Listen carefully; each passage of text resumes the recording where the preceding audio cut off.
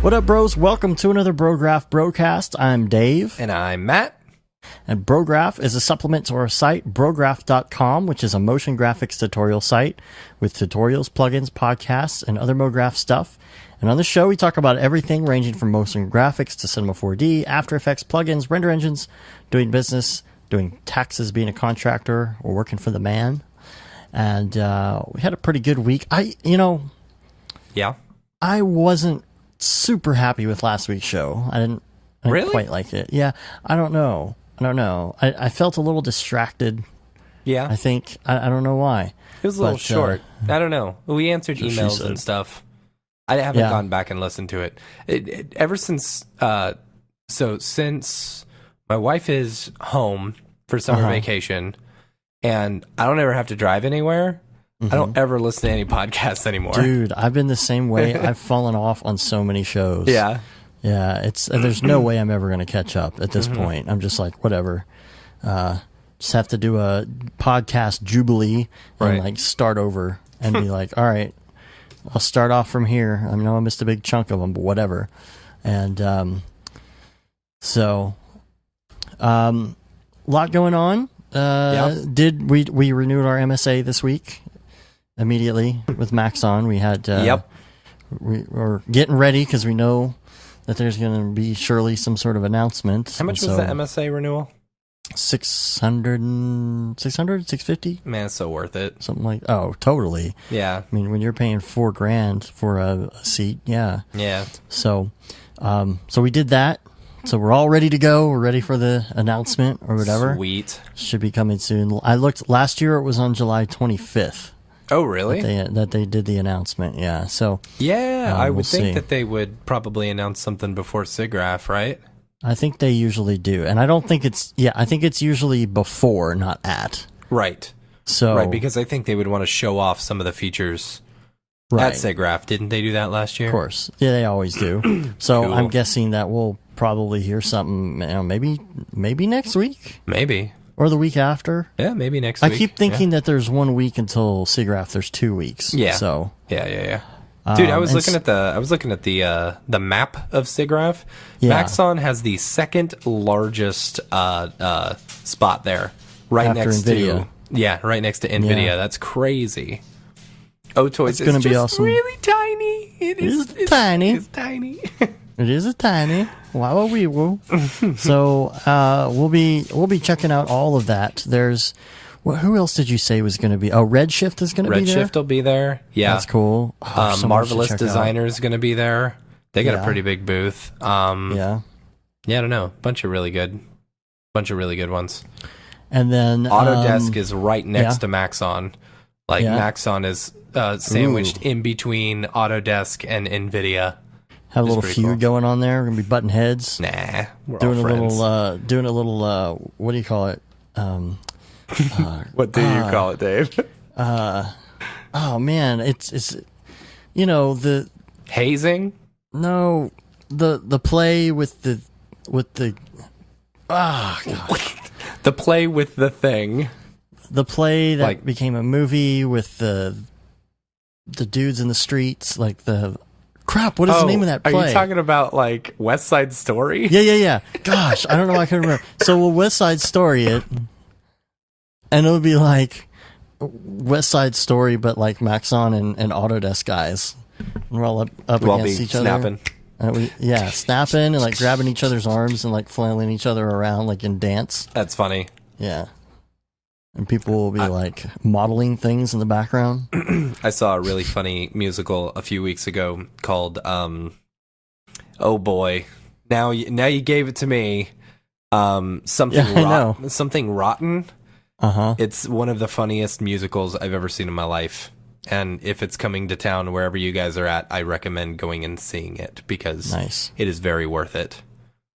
It's a musical about musicals. So. Yo, dog. We heard you like musicals. That's funny. So other SIGGRAPH stuff. I've got the intro done. I just finished the intro for our interviews today. It looks today. really good. I'm super excited about it. I was very impressed. Well done, Dave. Decided to try a new style. It's a good opportunity to just try something different. Absolutely. So, I finished that and got that ready. So we're going to be doing a lot of interviews, not just Maxon, but we're also going to be working at the booth. So come and see us. We're going to be doing some demos and stuff like that. Yeah. On the machines, and then come by and talk and chat it up. So we're going to be doing that, the interviews, and we're also going to be walking around and doing interviews at other booths. Yeah. So that'll be fun as well. It's going to be another joint venture from Brograph and iDesign with EJ. And we're going to, I think, try and do a podcast the day before. So it'll probably be that Monday, right? That'll be Monday. We'll record it and upload it like as soon as we get in on Monday. Yeah. So that should be the plan. Yep. I mean, that's the plan. You never know what's going to happen because as soon as you get there, it's like, oh, so-and-so is here. Let's go get some drinks. And then, oh, it's midnight. Oh, it's midnight. Now we've got to record a podcast for 2 hours. And then edit it and upload it. Yeah. And be up in an hour. Yep. Yeah. So we were talking to Matthias the other day about what times the interviews are going to be and all that kind of stuff. So that's going to be really fun. Let's talk about the lineup while we're at it. Yeah, totally. Because they just announced that this week. It's a very times, but they didn't announce times or anything. Do you have that up? Yeah, it's a very great lineup. So we've got Nick Campbell. Yes. We got EJ. We got Casey Hupke, who was not at NAB this year. I think he had a conflict of some sort. Then you've got Chris Schmidt, Jeremy Cox from Imaginary Forces. And then you've got Steve Teeple, who I've not heard of before. Maybe I have. And David Arya, of course. Then you've got Brian from Rooster Teeth. Now, is it Bem or Beam? I have not heard his last name pronounced before. I think it's Beam. Beam, okay. Yeah, I don't know. He is also incidentally going to be at our next C4D, DFW C4D, which we need to get on the organization on that because I think we're aiming for August 10th, which is not far away. No. Gosh, we got a lot going on. Yeah. Ethan Schaftel, who I've not seen, but there's some VR stuff that he's doing. Ooh, that's exciting. Mitch Myers, which is awesome. Mitch Myers is great stuff, and we were hanging out with him. Yeah, like, it's funny, like, some of these people, like, I'm so bad with names, like, absolutely terrible with names, but great with faces. You know? So, like, I didn't realize, we've hung out with Mitch Myers before. Oh, yeah. You know? Yeah, totally. He came out with his VDB packs. Yeah. I mean, that's Mitch Myers, he's got the curly mustache. Yeah. Curly mustache, Yeah. I gotta lose 5 more pounds before SIGGRAPH. So I got 2 weeks. You don't have much time. Yeah. I'm just gonna put it on purpose. How about that? I'll give you mine. Oh, okay. Sweet. Just give me all your food. So it's gonna be interesting to see what Mitch Myers is doing because he actually just went freelance recently, like within the last month, I want to say. So it'll be interesting to see. He's got some great stuff and he's got those VDB packs and what was the other thing I was going to say about him? He posted somewhere, maybe it was on his personal Facebook, but about who he's been working for in his first month contract, which is pretty cool. So he'll probably be showing some of that stuff off. We've got Winston Matthews. No way. Okay, I did not read this. What? He's 14 years old? Really? No. The youngest virtual reality game developer for Silicon Valley VR gaming company when he turned 13. His first game, Worst Nightmare. Yeah, totally. Wow. That's crazy. I want to say maybe I saw an article about him somewhere at some point. So they got a 14-year-old presenting. That's really cool. Freaking awesome. And that's really cool, though. He's going to be talking about VR. Oh, yeah, totally. He can school us on the dankest of memes that we don't know about. That's funny. Then we've got Christian Whitaker, who I have not heard of. And then Mike Winkleman. Mr. Beeple himself. Beeple is speaking at Maxon. Is this the first time? First time, yeah. I think he was saying on Facebook, like, this is the first time that he's actually spoke at NAB. Oh, man. All right. Or at SIGGRAPH, sorry. SIGGRAPH. Or no, I think he spoke, but maybe the first time for Maxon, right? I don't know. Nick Lyons, who I've seen, I think I've seen before. And then this woman, Audie, I don't even want to attempt to pronounce this last name. Guivarch. Guvark? Maybe. Yeah, if I messed it up, I'm sorry. And then Jan Sladeko, I believe. Sladeko. All right. With the Transformers the last night, now I want to say I just saw him post screenshots of that on the Octane Facebook group. That's cool. Looks familiar. I believe that is where I saw it. Cool. I'm trying to open his website right now and just find out. This is going to be a lot of fun. I am super excited about this. This is going to be really great. Yeah. So, so come and see us. We're all going to be hanging out there. And anything else? SIGGRAPH. Yeah, the intro's done. You were working on something. You did your Black Lodge. You think you talked about it last week, but you posted a time lapse of that. Yeah. I just remembered that I rendered out. So I ran out of space on my hard drive, you know, and so I'm like, I got to get rid of some stuff. So I start, of course, go to my desktop and go through my sort folder. And so sort me please folder. Yeah. And I found the Black Lodge.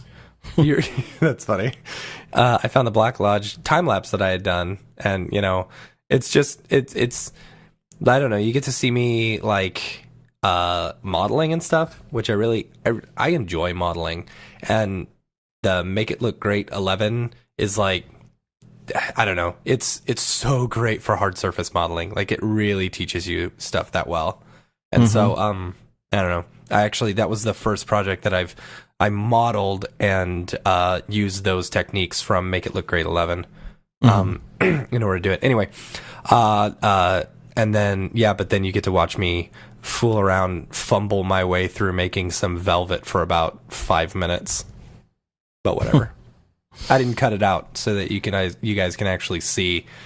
Hey, and you do long time lapses too. I always cut mine down to like a couple minutes. Yours was like 20 minutes long. Yeah, it was 20 minutes. So and I go through the Photoshop stuff as well.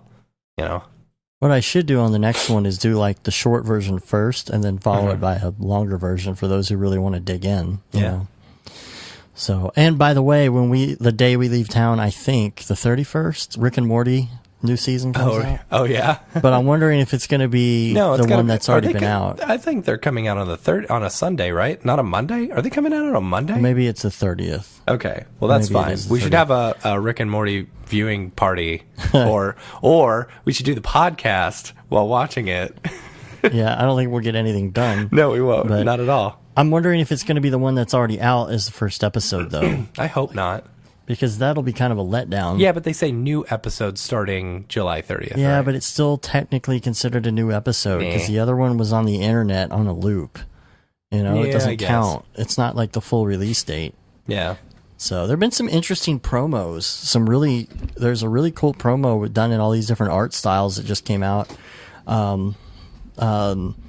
It looks like they got different artists to do these different things, and it's a big long LSD trip or something. I saw that. I think I saw posted part it of today. it. I got bored. It looks like the guys who did Super Jail may have been involved in some of those portions of it. Can't say I know Super Jail. Oh, dude, Super Jail is so sweet. Okay. Super Jail is this show on Adult Swim. I don't know if they still make it or not. I forget how many seasons, but it's about like this supernatural, like super jail in some other dimension where all these hardcore super criminals are. But what happens in every episode is there ends up being some sort of over-the-top, ridiculous, hand-drawn fight scene. Oh, yeah. That is just trippy. That's cool. I mean, just go watch a couple episodes and you'll see what I mean. Just the art of it is just incredible. Cool. And just these weird transitions and stuff. So, If you are a Square Cash user in your business, by the way, this is just a heads up.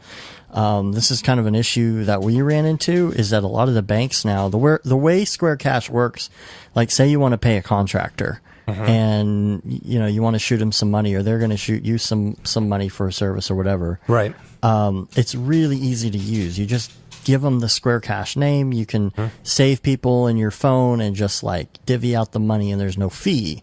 And the way that it works is it reverse debits, because a debit reversal is just putting money back in the account through debit. So that's how it worked. So we were trying to put some money somebody gave us into the account this week, and the bank rejected it the next day. And so I had to do all this digging and get on the phone and talk to all these different people. So if you're somebody who uses this, a lot of the major business bank accounts. I was going to say, is it only Bank of America, or is it? It's actually a lot of them that are doing the business. It's funny because they're like, oh, well, we don't take that anymore. We don't allow that anymore. Because they're like, usually when you do something like that, you got to pay a fee, and they're getting around paying a fee. I'm like, oh, so since you're not making any money off of my transaction, you don't allow it anymore. And she was like super quiet about it. I'm like, okay. And gave me some excuse about, accounting something. I'm like, okay, whatever. Right. Because that's her job. Right. Her job is not just to be support on a telephone line. She's supposed to talk to you about accounting. Yeah. Sorry. So basically what ended up happening, I went through a whole bunch of different support, and some people couldn't even tell me this. It's really hard to tell. So if you use it, you can actually still use it on a business account if you connect the account number to it directly. And I tried to figure out if there's a way to do that, and I didn't see this until they pointed it out. You go to this is so dumb. You go to add a card. Then when you go to add the card, at the bottom of the screen, there's something that says don't have a card. You click on that, then you can put in a bank account number. So if you've been using that for your business, that's how you do it, and then it works. Cool. So, also this week we were on the Pro Video podcast. Yeah. That had was a lot of fun on that. It's not out yet. No, it's not. It should be. I would think it would be out this week, but I don't know. Well, he had Joey on. Yeah. But I don't think that one is even released yet, is it? Joey from School of Motion? Yeah, I believe it is. Is it out? Okay, I was looking. Okay.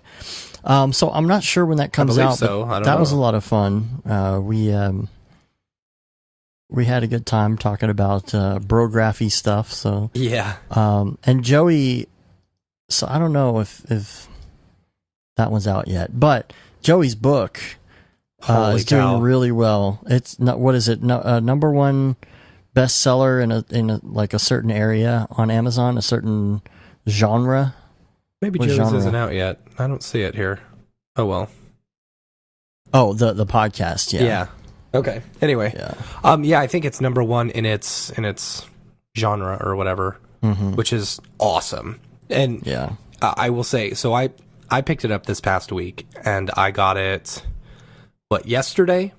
I got it in the mail yesterday, and I'm halfway through the book. Oh, you got the physical copy. I got physical copy, dude. I like physical copy. Plus I'm going through and like highlighting like crazy and making notes because I want to have him on the show. We had talked about this at NAB once his book dropped, having him on the show, and I was gonna contact him, but now I realize I want to finish this book first. Yeah, we got to finish the book before we talk about this thing. So like. Stuff. I'm going through and I'm like highlighting stuff and dog-earing all the pages and stuff like that.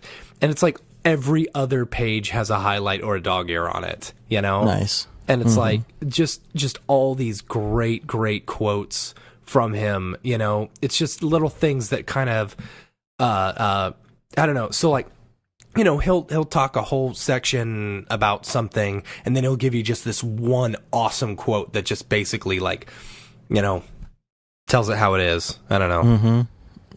Anyway, there's lots of stuff that we talk about on the podcast a lot, and actually stuff that you and I argue about, And he's that's like, funny. "Not do it this way." So that's funny because it makes me want to write a book. Yeah, I was thinking about it, dude. You need to write your After Effects to Cinema 4D book. I'm Go back to it. Think about it, but I'm thinking about maybe writing just something about. I don't know. I mean, it would be something related to this industry and what we talk about on the show, most likely. Yeah. Because for me, I write so much as far as notes for each show that I could almost take some of these topics and just turn it into a book. And I'm like, if I outline, the program I use, Scrivener, if I do the outlines and I just go through all the notes and I write these things, and then I set like bullet points for my outlines, dude, I will start writing and I will not stop. I sit there and just go off. And before I know it, just like when I wrote my presentation for NAB, before I know it, I have 20 something pages on just one little thing, so. Yeah. A couple of my favorite quotes from this, I won't give it all away. I posted this one on Twitter. It's pain makes the rainbows possible. And it's like he lays it out so well. What is amazing about this book is that you, as kind of like freelancers or us running our own small little company that's basically like freelancing, you wonder whether you're doing it correctly. And that's my big thing. I'm like, I don't know if I'm doing this correctly. If like, and we're even giving advice on how you're supposed to run a business. And like, it feels good knowing that we are not the only ones getting shitty projects, like, honestly, that's it. Like, and he talks about like this whole, you've got like, basically the free projects, and then the I can't remember. You've got the pain projects that pay a lot, but you got no control, and then you've got the like that infographic we had that one time. Yeah. And then you've got No Man's Land. No Man's Land is like in the middle. It's like you get a little bit of creativity, and you get and it pays a fair amount, or an average amount or whatever. Not a whole lot, but you don't have complete creative freedom. And it's like he talks about a lot of people get stuck in No Man's Land. And, we get a ton of projects that are like that. And it's like, oh man, I never even thought about that. Like, I'm happy knowing that a lot of companies and a lot of studios are like this as well. And a lot of freelancers, you just get stuck in No Man's Land, and it's like, all right, whatever, So anyway, he talks about how to get past that as well, and also how to bring on more sales and stuff. But this is one of my favorites that I highlighted because I make the mistake of saying this quote all the time. He says, "You might think the motion design business would be great if it weren't for the clients." I say that all the time. Yeah. Don't adopt that attitude. If you're getting paid to do work for a client, assume it's not cool. Accept that you're doing work for money. Own it and move on. I like that. I don't know. I cannot say enough good things about this book. This is so this is probably embarrassing for my wife, but I'm going to say it anyway. So she went and met, what's the author of Twilight? Stephanie Meyer. She went and met Stephanie Meyer, and they've got this video. They were taking video of when Stephanie Meyer was in town doing autographs, and my wife said to her, "I feel like you just like looked into my thoughts and wrote a book for me," Sorry. And so, like, it's so funny. I'm reading this book last night. I'm like, oh man, it's like he read my thoughts and wrote a book for me. You got to tell him that when you see him. Yeah, absolutely. Is he gonna be at Seagraph? I have no idea. Okay, we'll have to ask him. I'll have to get an interview again while we're there. So yeah, absolutely. I got a lot I want to talk to him about because this book is so good. I will say this right now, and I stand behind this. If you are a freelancer, get this book. It will completely change the way you do freelancing. And maybe you may be doing all of this stuff anyway, but it isn't. We'll just validate it. Yeah, absolutely. It will validate it. And it is an excellent resource. It will take your game up tenfold. Coolio. Yeah. All right, let's see. Oh, by the way, I posted a little screenshot to Dribble of the SIGGRAPH intro. Oh, yeah. So we'll see that. Yeah, I got 23 views and 7 hearts on it. All right. Okay, also, I wanted to mention my friend Travis Petty here in Dallas, who's more of a video guy. He just released a book as well. If you go to mediasecrets.info, he's written a book called Secrets to Making Money in Media Production. Oh, so cool. If you want to get both of those sides, video and the motion graphic stuff, then check out both of those books. Unity update came out this week as well, the 2017.1 version, which I believe has the Octane stuff in it. Okay, so it's funny that you mentioned that. Remember last week when I sent an email to Jules Urbach trying to get him on the show and stuff? Mm-hmm. Yeah, so I got an email back almost immediately. Yeah. Not from Jules Urbach. It was from their people saying, okay, you're now approved to use whatchamacallit in Unity. Here it is. Here's your... That's not what you asked. It's not what I asked at all, no. So, but I'm excited to try that out, I guess. Weird.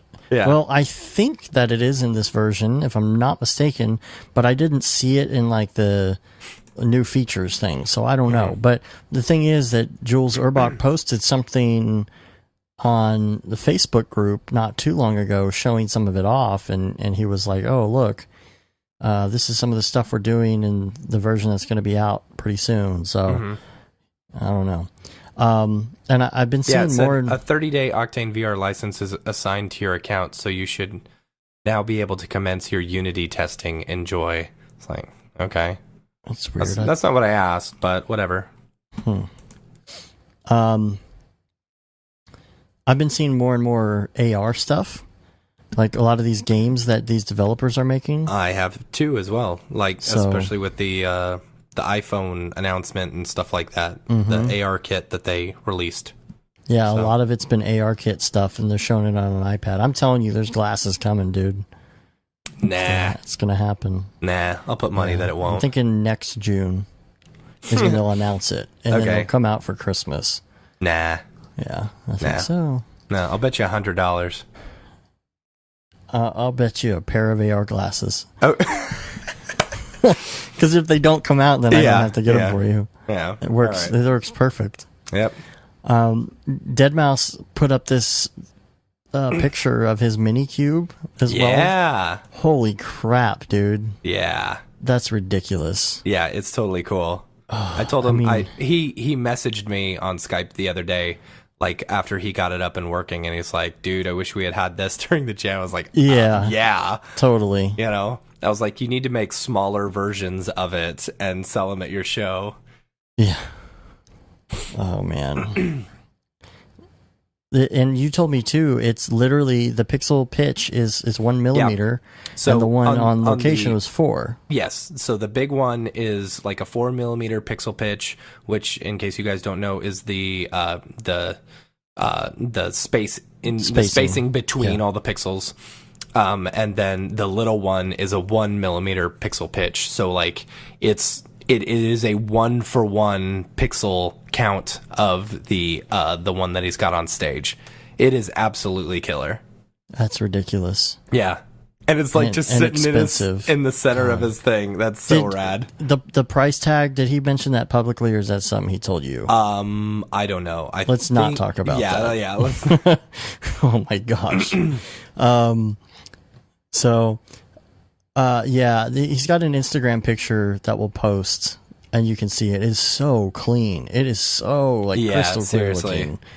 I think if we do more content, that would be really sweet, because we could sit there and like look at it from different angles and see how it's going to look. Yeah, that'd be really sweet. Yeah.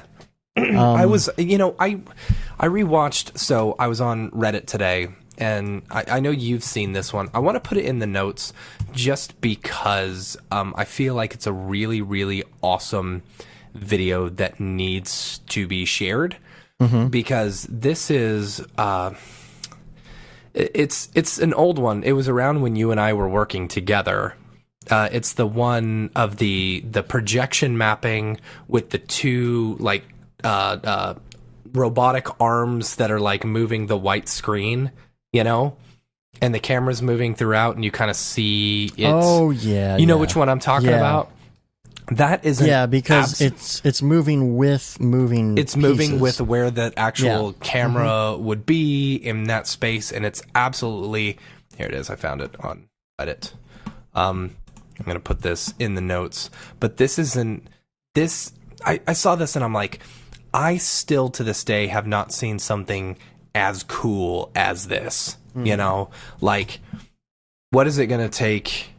How would you be able to incorporate this in real life so well like they did, and like, because they've got like an actual physical moving camera that is moving into the correct projection spot, in order to make the perspective correct. Right. The projection aspect of it will never really happen. It'll just be all AR. Yeah. You'll be able to do that with AR. Yeah, eventually. maybe. This perspective stuff, because you'll just have a camera and you combine it with tracking and graphics, inside out tracking.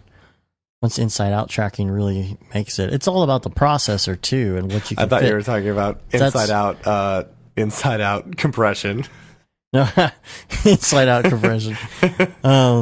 So the thing about it, again, this is why I keep thinking that it's going to be integrated with the phone, because you'll be able to just let the phone do the graphics processing, and then you won't have to worry. You can have a lightweight headset that doesn't have to have all of that stuff inside of it. Yeah. It doesn't have to have a graphics processor, because even if you could fit that processor inside the glasses or something, you wouldn't be able to put a heavy processor in because of the size. Yeah. So it's just getting so much better with these phones. Think about 2 iterations of the iPhone from now where graphics processing is going to be, and then you combine that, because everything's going to be ready to go with all these games. All it does is just transmit to the glasses, and the glasses are just doing the tracking. Yeah. I guess that's why I keep thinking that it's going to happen. But yeah, you'll be able to overlay this stuff with the tracking in real time on top of it, and they're doing it now with the iPad and stuff. With the man, in my opinion, shadows like, and all that. For AR and stuff, if you're going to get AR, whatever, it's got to be the glass. You can't have gigantic glasses. Like, you cannot be wearing a Samsung VR helmet while you're walking around. And exactly. Yeah. It's got to be no different than just wearing a standard pair of glasses, Right. And I think that's probably what they're working on. Nah. If Apple is working on it, I feel like, I know that it's been like really crappy for them recently, but in the past, the whole thing with them has been like to do something innovative that skips so far ahead. And I think, but that was the company that they were, that's when the company, Jobs was around. And this is my point. And this is my point. Now that Jobs isn't around, it's like, they're not worried about that stuff. They're all about making sales, and I don't know if they're not worried about it, or if they're just not doing a good job at it. They're not. It's that same thing. It goes back to that video that Jobs talked about when he was working for Xerox, and Xerox was so innovative that they eventually they started producing a new one every year, and they were more focused on the salespeople getting out there and actually selling these things, that they didn't think that anyone could come in and scoop up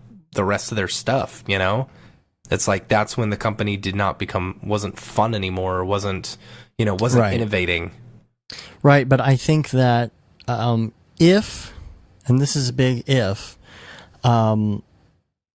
they know that that's the issue, and they are actually trying to get back to their roots of that. They've always been these innovators with the Macintosh, with the iPod, with the iPhone, with the iPad, and of creating something that leaps very, very far ahead. Even if it exists, like the MP3 player existed before the iPod. I had one. I had a Diamond Rio. 6 songs, but The thing is that it was like not really, you couldn't, it's like, okay, 6 songs, who cares? I want all my songs, you know? So it was one of those big pushes, and I'm thinking if they are trying to get back to that, which maybe they're not, but if they are, and if they've been saying, how do we get back to the magic of Apple that made it so popular in the first place, I think they would be like, okay, let's work on this, let's take our time, let's not announce it, let's not do anything. You know, Microsoft has said they're working on AR forever. You got Magic Leap, which is, they've been talking about this forever, but I think if they were to do it, they wouldn't do a giant helmet. They would say, okay, how can we do this for consumers? Because that's what always happens. Yeah. Apple is the one who somehow manages to get it to a consumer base and not just early adopters or ultra nerds or whatever. So I really have this feeling they're coming up with something that is more of a, maybe something closer to like the wraparound Oakleys. Mm-hmm. You know, so it kind of cuts out some light, but it would actually work. So what do you do with people who have glasses? With glasses? I have to wear glasses every day. You can get prescription version of it, I guess. No. Just like you do with sunglasses. I think someone else will come up with the technology. They are not innovators anymore. Like, they are not coming up with technology that people are going to use. Someone else is going to come up with it, and they may make it a little bit better or the same.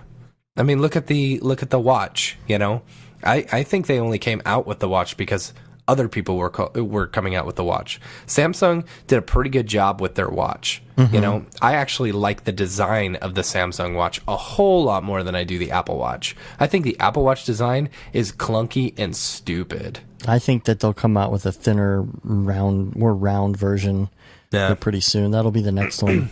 I disagree. I mean, they're going to do something. I'm just going to disagree with you on everything. Apple. No.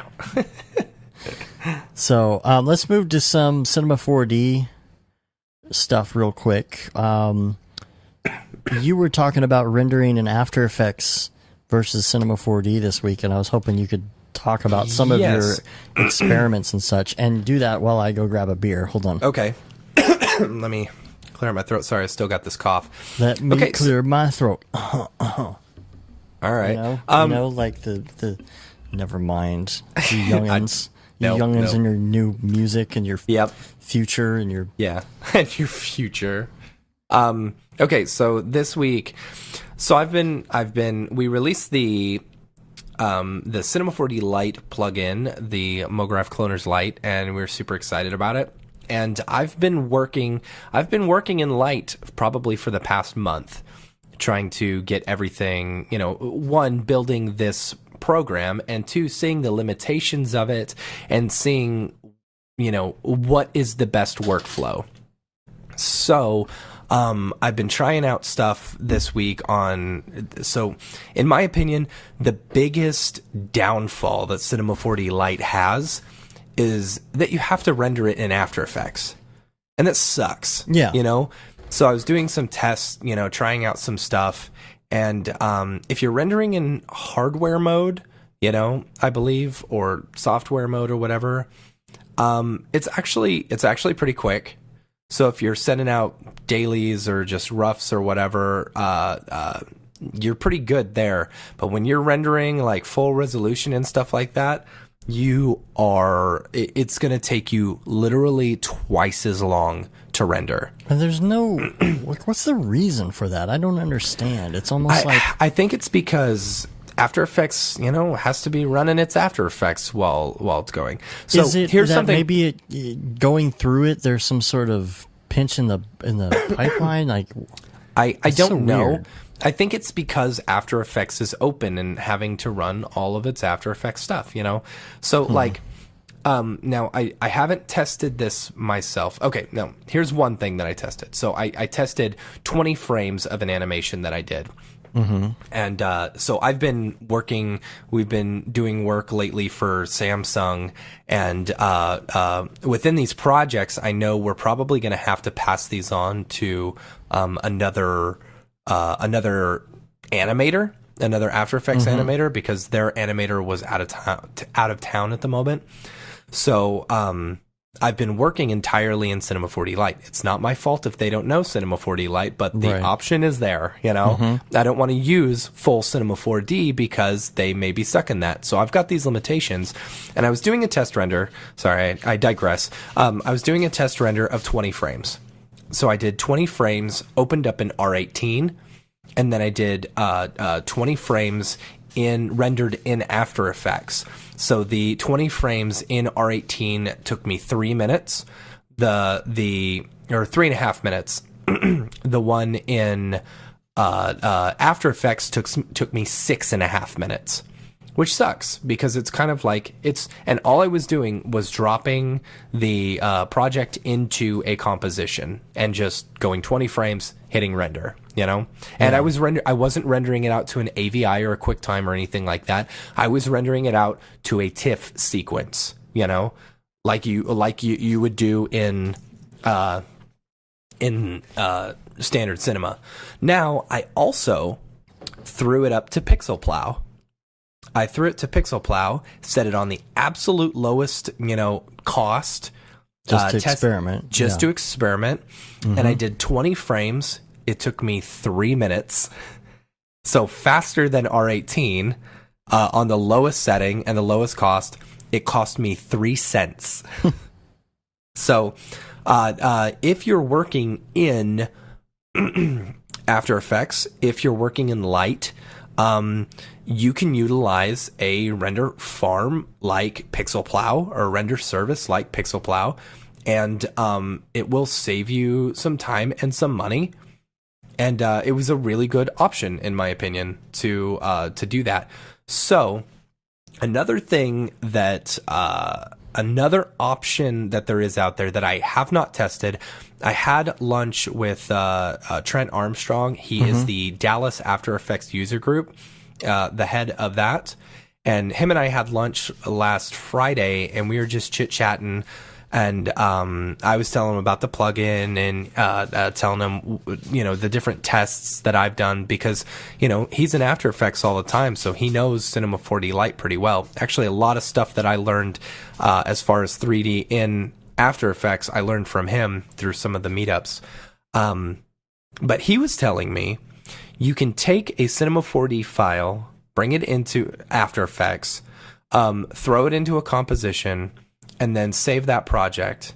And then you can do the After Effects background renderer. Have you messed with this, David? No, I always wanted to try it out, and I've never really have for some reason. So what he said was... Are you talking about the third-party plugin or the one that sends it off to the queue? I think the one that sends it off to the queue. Okay. So he was telling me... like he has noticed that when he's rendering stuff in background After Effects, it's actually a lot quicker. I've heard that. So I have not done a test yet. Expect that to be coming next week, or, you know, I'll throw it up on Twitter once I do. But that's in my plan to test out After Effects background renderer and see if it actually makes a big difference. Did you try with the caps lock on as well? Did that make any difference when the viewport is disabled? Because for years, and I don't know if it's still the case, but like people are like, oh, when you render, turn on caps lock so there's no viewport feedback, and it's supposed to make a huge difference. I did not. I don't know. I'll you should test try that out too. Yeah, just find out and see. So my biggest thing though, like there, you know, once you go Cinema 4D Studio, it's really hard to go back. Of course. You know? And I talked about this on the Pro Video podcast as far as our plugin and stuff, you know? Like, I'm really excited about it.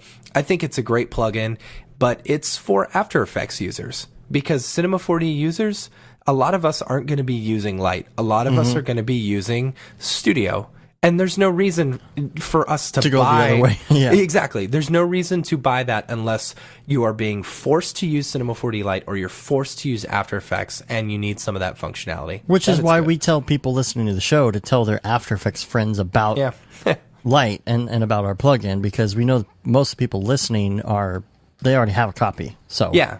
And so there's like... Once you go Pro, once you go Studio, you never go... back. I don't know. Just trying to find a a fun saying for that.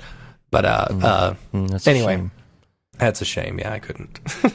So I don't know. All I got to say is I'm trying to do like kind of the hard work for all the Cinema 4D users. I'm trying to find the fastest workarounds in order to get Cinema 4D Lite going in a way that everyone, that will work well for people. Because in my opinion, like the fact that Cinema 4D Lite is out there is awesome. And the fact that you can use fracture objects and random effectors and plane effectors, dude, those are like 3 of the most powerful things in there.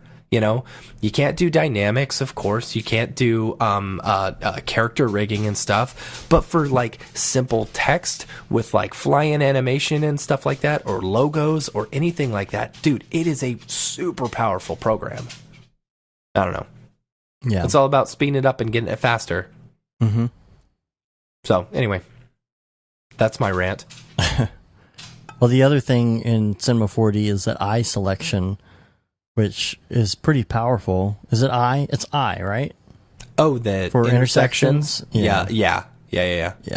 That's pretty rad. I've been thinking, it's kind of hard to like look it up online, but it would be nice to figure out some sort of a list of all the opportunities that you have to use the intersection.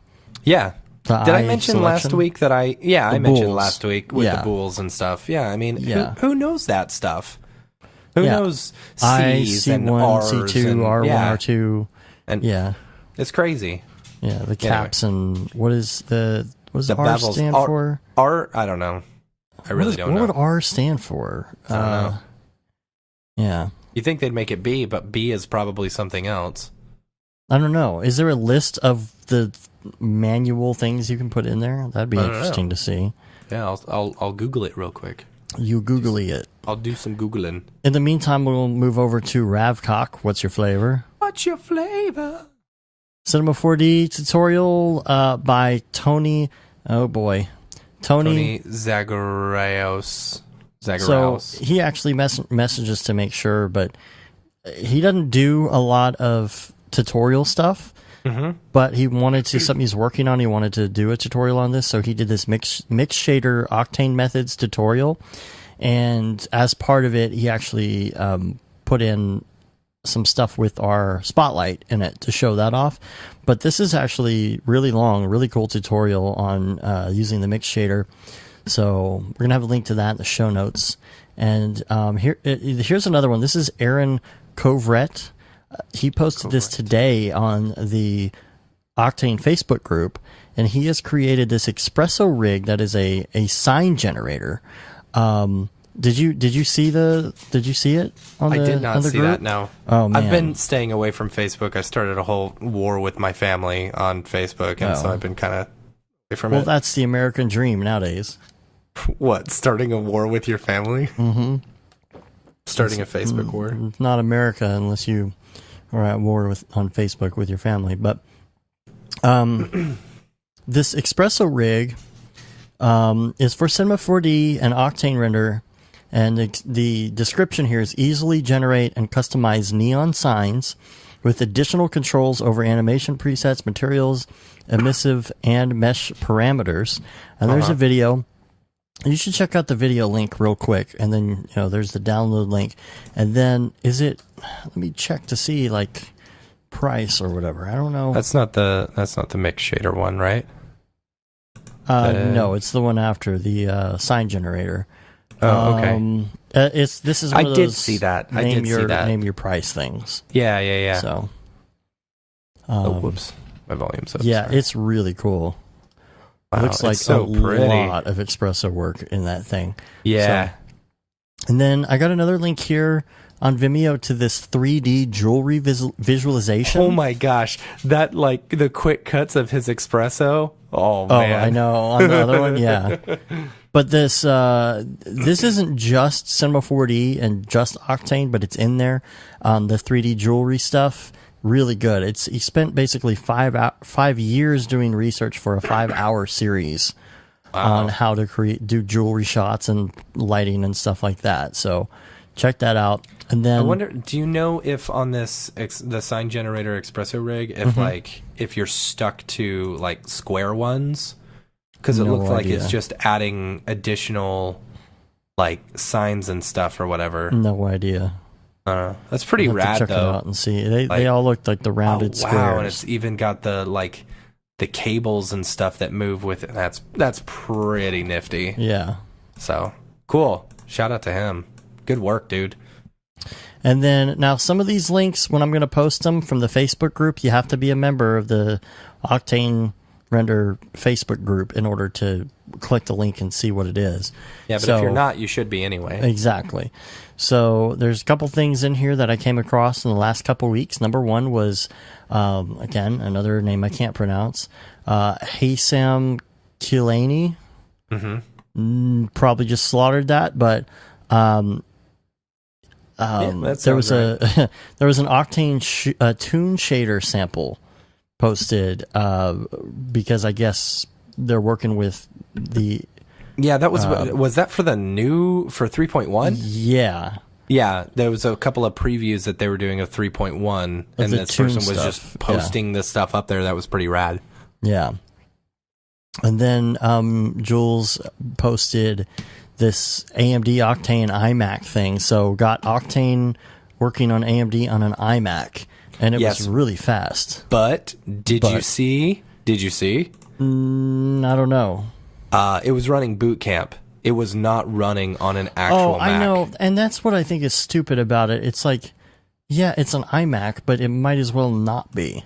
Right. Like, what's the point in saying it's on an iMac when it's on boot camp? Which it doesn't matter. If AMD, that's fine. But I'm wondering if some of that is just because, like, the Mac version it might only be a matter of just a port of some sort. You know? I don't know. That's just another step involved. From what I was reading on the subreddit when they posted this, someone posted something that was basically talking about how Apple's whole thing, their whole OpenGL, what is it? OpenGL? No, that's gone. You mean OpenCL? I don't know. It's like totally busted. Metal? I don't know. No. And people have been asking for it to be fixed for a while, and they just aren't going to do it. Mm-hmm. So what's really holding people back from really implementing this is the fact that, like, Apple is just unsupportive. Yeah. Is it Apple or AMD? No, I'm pretty sure it's Apple. AMD that was having an issue. AMD, I think there was like a few issues, but I think the big holdback on that is Apple. I don't know. Let me see if I can find that. So complicated. I know, right? And then what's funny is, like, people will see Jules post something in the Facebook group. As much chatter as there is about, like, upcoming releases and stuff being, a little bit late, but the reasoning behind it and what's going on and what's the new... There'll always be the obligatory, when is 3.1 coming out? It's like, well, yeah, but everyone wants to know. Well, I know, but, like, there's enough chatter where everybody knows. How come 3.1 isn't out yet? It's like, have you not been reading all of this stuff? Because, like, there's a lot about it. That's what I don't understand. Almost as common as "I hope you like it." I hope you like it. I've been screenshotting.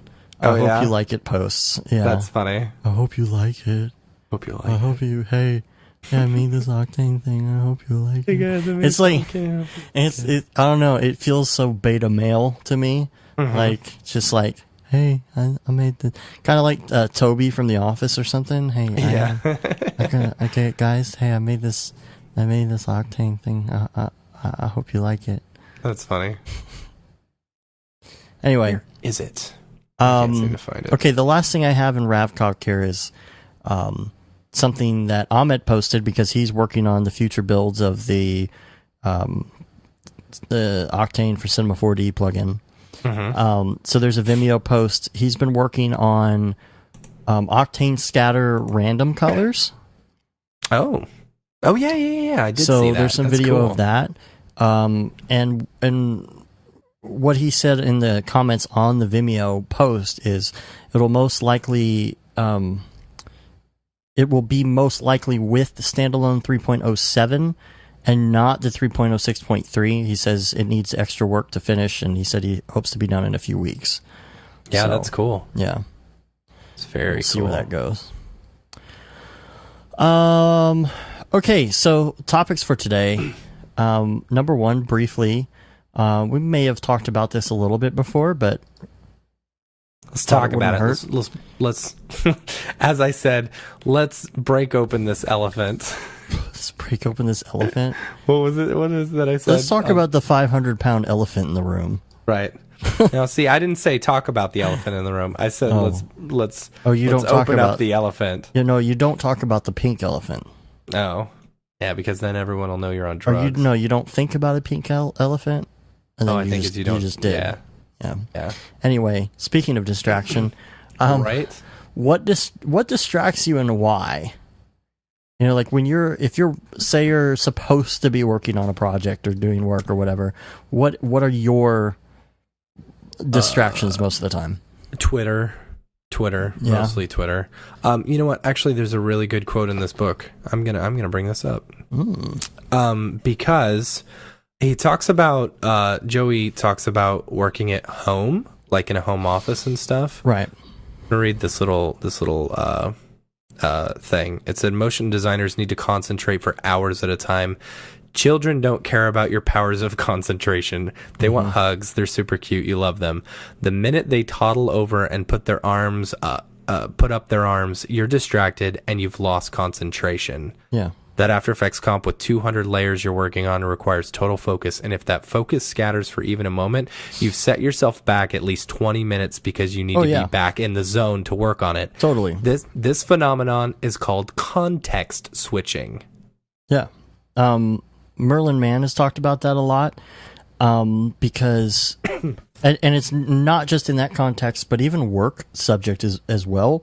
When you are flipping back and forth from one thing to another, people are like, "Oh, multitasking." No, not really. I mean, if you can't actually, there's really no such thing as actual multitasking, because you can still only do one thing at a time. You're not multitasking by working on something and checking your emails in between. You're still working on one thing, but it's unless you're rendering when you're doing that.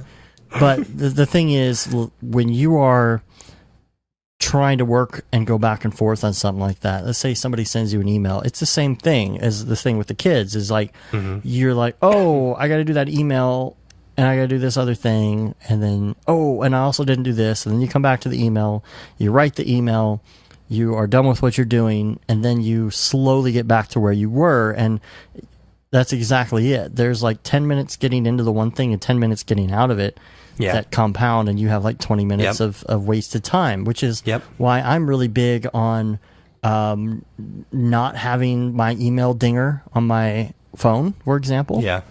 I don't have push notifications on for that or anything. It's just whenever I check my email, I do. Man, I don't know. The thing is, like, it's another thing that he talks about in the book. If you're going to be working from home, you need to be expected to be available and answering emails as soon as it happens, because otherwise people are going to, like, at least the employers who are allowing you to work from home, if you are and not working in the office. Oh, like, I see what you're saying. They want to be able to get a hold of you ASAP, like as if they were working in the same office and they could just come over and talk to you. If you were working for somebody else remotely, I can see that. But in that case, sometimes you don't have all your personal stuff up either, your personal emails and other things. It's just a work email. Yeah. So that can be kind of an exception, or you could set rules on those or whatever it is to only come through if it's a work email or whatever it is. But like, even when I was working at an ad agency, it's like I would be in the zone. I would be heavy working on something. They knew it. We'd have a tight deadline, and I'm sitting there like just blasting my music in my headphones, just trying to get stuff done as fast as possible. And someone would come up, "Hey, didn't you get my email?" And I'm like, no, what? No, I'm sitting here like killing myself trying to get this done. What? well, I sent you the email 2 hours ago. I'm like, you're literally in the other office. You could have walked over here and told me if it was that important. You could have called me if it was that important. Right. So, yes, I get that part of it, but it's true. That's a huge distraction to stop. You've got the internet, Facebook, Twitter, Reddit, YouTube, phone calls, emails, just like all of this stuff. And so, even if you can filter some of it to come through, like I don't get Facebook notifications ever. Yeah, I don't either. I do get Twitter notifications. Yes. But you usually take care of those, so I don't really care. Yep, that's my biggest distraction. It's Twitter and I don't know. Twitter and email are mostly it. Reddit. It's the summer right now, so my kid for sure. Yeah. You know, but what are you gonna do? I mean, I get on Reddit sometimes, and I'm just, but that's like something where I actually have to stop and go to it. Yeah, you know, I mean, I that's get on kind Reddit of when I need to veg, when I want to veg. Yeah, when I want a break. But that's on purpose, you know. Yeah, the thing is when you're working on, I don't know, it's a big difference, and like this is something that made me feel better reading this book was that he was talking about, man, I'm just going to basically give away this whole book. I don't want to, but it's such good advice. And, it's fresh in my mind because I just read it yesterday, or most of it yesterday. But when you go from working for a studio to working freelance, he said he was so surprised that he was able to work like 7 days out of the month and make the same he was going to make for a whole month. Right. And so, there's going to be some downtime. And it's like, you and I, like, we've talked about this. We feel real guilty when there's downtime. Yeah. But I think that's understanding that's going to be a part of the job is that there will be. Mm-hmm. And as long as you're focusing on something else, I totally forgot where I was going. I got distracted. Well, just related to that, I think Mitch Myers said something the other day. He said, like, I can't believe, I don't know, it was something about how much time he didn't have, going freelance. I'm like, oh, just wait. Yeah. It gets crazier. But then you have to apply the Barton Damer techniques, right? That we talked about. Raise your rates. Yeah, raise your rates. So that's kind of how that works. But okay, here's a question is, why do you get distracted though? Besides the fact that it's there or it's beeping at you or blinging at you or booping at you, there's other reasons that you could have distractions. Like, yeah, see, I set all mine to blop at me. To blop? So that I don't have the beeping and the booping. See, and the mine more boop than beep. Sometimes they ding though. Okay. Yeah, okay. Yeah. We really got to be careful with those dinging ones. Page me again. Old memes. Old memes are old. Otta baby, it's a boy. Come on. Oh, I know. Come on, do it. That? What is it? Otta baby, it's a boy. We had a baby, it's a boy. Otta baby, it's a boy. What is that? It's a commercial. Yeah. 1-800-COLLECT. Remember? Because you call people collect. Oh, my Remember? gosh. Yeah. Oh, yeah. Remember? And on collect calling? Remember payphones? No. Yeah. Don't accept. Come pick me up. That was what I always said to my mom. Yeah. 1-800-COLLECT. Yeah. Had a baby. 1-800-COLLECT. Man. Jeez. I'm pretty sure that's still around. Who calls collect anymore? I don't know. Phone calls don't cost money anymore. Phone call. Right. Exactly. Yeah. That's all funny. right. So, distractions. Jeez. Okay. Yeah, I'm gonna actually distract us again because I'm on Facebook while we're doing this. Oh. And if you guys are in Dallas on the 27th, I will be speaking at the Dallas After Effects user group. I thought I was speaking with you. Yeah, maybe. I don't know. Oh, fine. I see how it is. You can come. I thought we were doing a joint. A joint. I thought we talked about that. We will. We Okay. haven't talked about it really. We haven't really talked to each other much in the past few days. Nah. So, anyway, but he just announced it on the Dallas After Effects user group. Oh, really? Yeah, he did. Oh, nice. All so, right. our next meeting, July 27th, will be joined by Matt Milstead of Brograph.com. and the DFW C4D meetups. Oh, don't worry. So I'm not involved. Okay. Whatever. Okay, fine. I'm going to take my ball and go home. I'm going to have my own meetup with hookers and blackjack. So, back to the reasons we get distracted. Yeah. Number one, because we're just straight up ADD. Yeah. But number one reason I think sometimes you get distracted is because you actually don't want to work. And like it's maybe it's not so much distraction, but procrastination. Well, procrastination is because you don't want to work too. Okay. If I'm working on a project that I love, I just dig into it. Before I went off in another tangent. Yeah. Right? I was going to say, when I'm like super focused on a project and I know I've got a tight deadline and stuff, and like I'm really in the zone, I don't get as distracted easily. When I have less work to do and I know I can get distracted, I find I get distracted a lot. And sometimes it's because you're just bored. Yeah. Or, or you're tired. Sometimes when I'm tired, I get more distracted. Like I'm so tired, I don't have the concentration or the energy, and that's when I get, so getting sleep is probably a good thing. But and sometimes it's like too much caffeine. Sometimes it's not enough caffeine. Yep. Sometimes you've had too much sleep. That never happens. Never you. So what's the solution? You can turn off certain things like we said, filter things, put in your headphones and just zone out and just concentrate on one thing. Playing music to me sometimes works. Yeah. But it depends. Music can be distraction or helpful. Sometimes listening, depending on what I'm doing. If I'm modeling, I can listen to a podcast, no problem. Yeah. If I am trying to do a quote and type up descriptions and things like that, I can't be listening to people talking at the same time. Yeah, same here. Another thing, sometimes it depends on what type of music I'm listening to. Sometimes it's a distraction for me to listen to music that I know. Yeah, I can see that. And sometimes... Actually, I find... I get less distracted. Like I can get more in the zone. Okay, so there's an album, the Deltron 3030 album. I know almost every single word to that whole album. It's my favorite hip hop album of all time. And like when I put that album on, I am singing along with it and I am working hard. Right. Like sometimes I'll put on Skrillex when I'm really trying to go fast. It's really weird.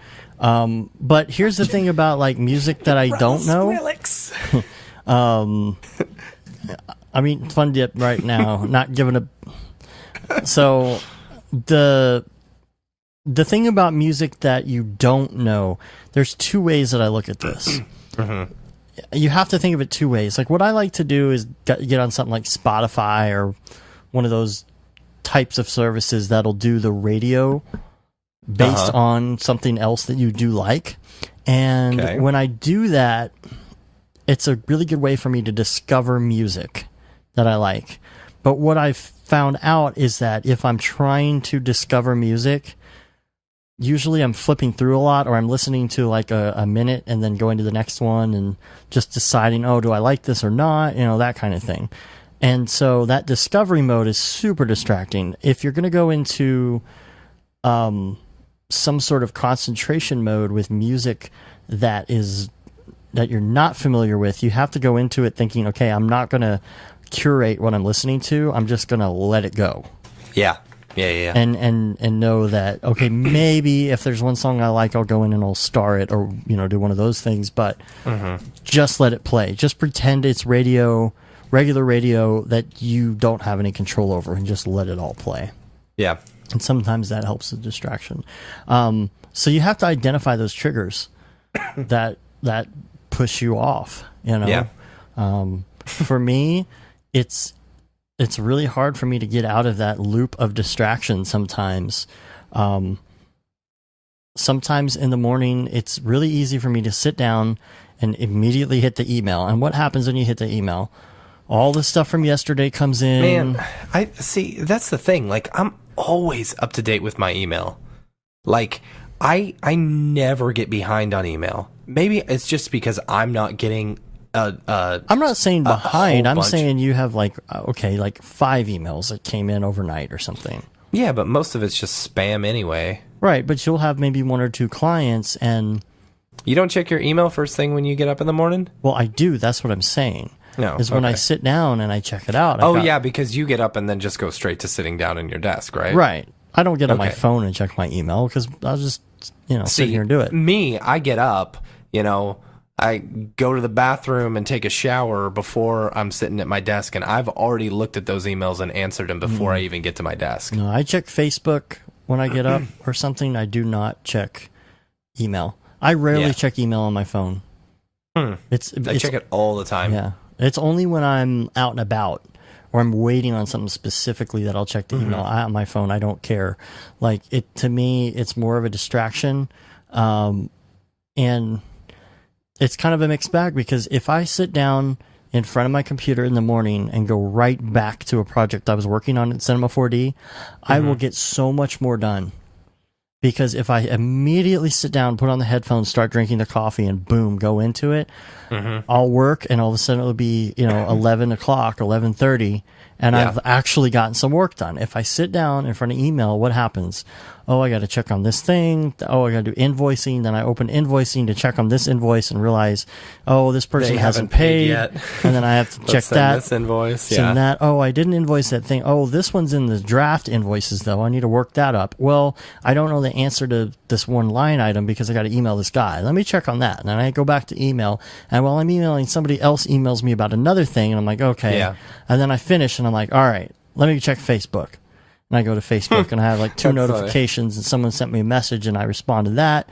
And I, post a comment on the Donald Trump thread or something like that. And I'm like, oh, there's another email from this guy. Oh, now they want to do, okay, well, let me write up that quote for him real quick. And then all of a sudden it's lunchtime and I haven't worked on that project. And it's not like, to me, it's not like that any of those things can be skipped over. I have to do all of those things. But to me, it's kind of like, I might feel better about myself if I just kind of knock out a chunk of work before I do all these little micro tasks.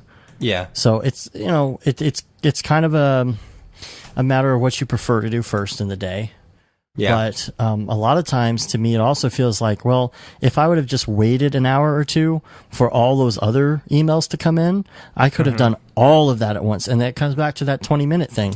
You know? But I feel like if you've got, you're just delaying the inevitable. It's not you're gonna spend. It's about consolidation. Oh, I know, but if you're going to spend an hour doing this stuff anyway, if you're going to spend 20 minutes here and then 20 minutes there, I feel like you're going to do another 20 minutes if you just wait for them all to pile up. Well, it's the fact that you're flipping back and forth. Get it out of the way, and I can see that. You're transitioning too much, and so every time that thing dings, you're like, oh, well, let me move back over here for a minute. You're adding that time that Joey's talking about in his book. Yeah. So sometimes I feel like, well, if I would have just waited 2 hours for the emails to pile up, then I could have done all of it at once instead of like in and out throughout the day and stop and start, stop and start, stop and start. And really, unless if it's emergency, somebody's going to call me. So if it's that time sensitive, someone's going to call me, and I'm like, nobody is. I doubt that any client is sitting there on the other end of their Gmail just staring at it and waiting for me to send something back. And if they are, they probably should have called me if it was that important. I do, Dave. Anytime I send you an email. Are you waiting right now? Yep. Okay. All right. So let's move on to a question from David. That was a good topic, Dave. Yeah. Good job. Yeah, good job on that one. I've been sitting on that for like 2 weeks. That's what she said. David, I'm rewatching The Office right now, so there's so much that which. Have you gotten to what is it? I'm back in season 4. Yeah, what's his name's kids? It's what's Steve Carell's character name? Michael Scott. Scott's Tots. Have you gotten to that episode? No. The one where he said he was going to do college for them or whatever. Yeah, I haven't gotten back to that one yet. I had never seen that episode. Really? And I really hadn't. Like, wow. I'm actually rewatching from season 6 or something like that because I didn't watch any of the rest of the seasons. Oh. Like, I have not seen the last episode of The Office. Last episode was actually good. So, I was on Reddit one day and I saw something someone posted or something. It was like it's one of, you go into an Ask Reddit thread and you just see you follow the chain, and someone had said something like, it's terrible. It's as bad as watching Scott's Tots.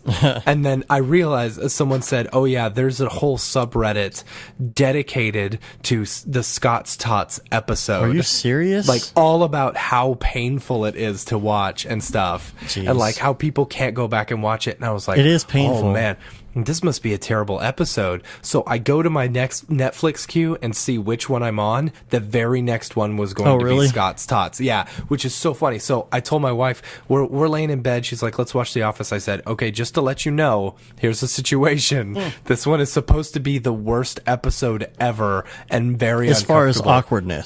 As far as awkwardness. Yeah, so we got like maybe 10 minutes into it and we're like, we tapped out. We're done. Really? Like, yeah. Ugh. Yeah, we skipped the rest of the episode. It's like watching Last Man on Earth.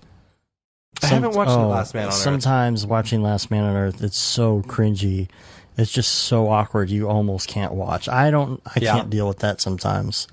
Is that the one with Will Forte? Yes. His character is so cringy. Really? Oh, it's bad. It is so bad. It's worse than Michael Scott. It's worse. That's interesting. Yeah. I'll have to check that out. I love Will Forte. How in the world did we get on this subject? You were talking about, you said that's what she said. Oh, and you were watching The Office. Yeah. Dude, have you noticed too how many posts every day on Reddit are stuff from The Office? It's crazy. I have not noticed, no. There's so much Office stuff on there, even now, and it's an old show now. There's like millennials just discovering it. If you don't title this like distractions and watch us get distracted talking about distractions, I'm going to be very upset. Yo, dog, I heard you like distraction. Yeah. Distraction Inception. Right. Okay, there we go. All right, on to email from David Ubergang. The gang. Hey, lads. Appreciated the recent episode on prioritization, focusing on the moneymaker client work is a good tip. More money frees up more time, although I reckon you guys skimmed over it a bit and got more to say on it. Dave started getting into how big of an issue it was, and then that was the end of the discussion. We must have got distracted. Yeah. Maybe this is a question you could ask some of your guests in the future, too. Okay, I don't remember if this was last week. No, this would have been the week before, because he sent this right when we were finishing the recording last week. So, I'm trying to remember what we talked about. Jeez, that might have been more than one episode ago, because I think we had Caitlin on the week before. Mm-hmm. Do you remember what we were talking about? I don't remember. Okay, hold on. Let me see. So that would have been episode... Focusing on the moneymaker and instead of like... It was we were talking about focusing on client work versus focusing on passion projects and stuff. When you should focus on the passion projects and when you should work on the client work. And my advice was that the client work is the one that's paying for you to do that.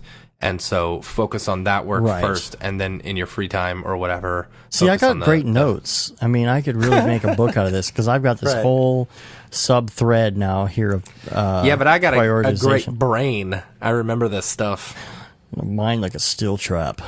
It won't remember. It won't let anything go. It won't. Yes. No. Yeah. Okay. Yeah. Let me get back to my correct notes here. More money frees up more time. Yeah, I mean, that's really it. I don't know what else to say about that. Number one was client work. Number two, actually, let me talk about this. This is what one of my old bosses used to call it, and it was a good way of labeling it. You've got green time, you've got yellow time, and you've got red time. Is what he called it. Now, when you're working at an agency, that's a bigger deal because you're on salary. Right. So you're always getting paid. So the green time is when you're working on client projects.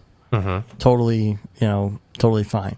The yellow time is when you're doing things like working on marketing for yourself, where it's going to pay off, but just not right at this moment. Or you're doing some sort of like spec, something that you're going to post on your site, or whatever it is. That's yellow time because, or maybe even if you're doing like charity work or something, that's yellow time. So it's kind of the in between. You're working on advertising, you're working on promotion, and then there's the red time where there's just what you're doing is just literally not helping at all, which sometimes happens. Yeah, that happens a lot. You're organizing files on the server because there's nothing else to do. You know what I mean? You're sitting there doing a tutorial because you're bored. You're surfing Reddit. That's the red time. I don't know if that helps in prioritizing or not, but that's a good way to look at some of that as well. He says, I think this is a great question because time is so important. How do you decide how you spend your time, especially the personal projects, because they often will dictate what we're going to do in the future. Now, personal projects, could almost, they're borderline red, but they could be considered yellow. They could be considered something that's going to help you sell yourself later on. Yes, I will completely agree with that. Yeah, because so that's what I wish I had more time to do. Which one was the green ones? Were the client work? Client work. Yeah, just like a traffic light. Focus on the green ones. Yeah. Focus on those to pay for you to be able to focus on the yellow. Which are your passion projects, which will help you push yourself to the next level in order to get the higher paying green clients. Right. You know what I'm saying? Because there's so many people. Think about the Facebook Octane group. There's a lot of people that are posting some really cool stuff in there. And a lot of times it's just people playing around. But a lot of these people, think about Cornelius. He made 52 hertz just for fun. Yeah. And look how that catapulted his career. So that was yellow. I mean, I don't. Yeah, for sure. I mean, I guarantee you, he's gotten some green stuff from that. I mean, his stuff is plastered everywhere now. So that's one way of looking at it. I can't get to my personal projects, and I mean that's a good problem to have.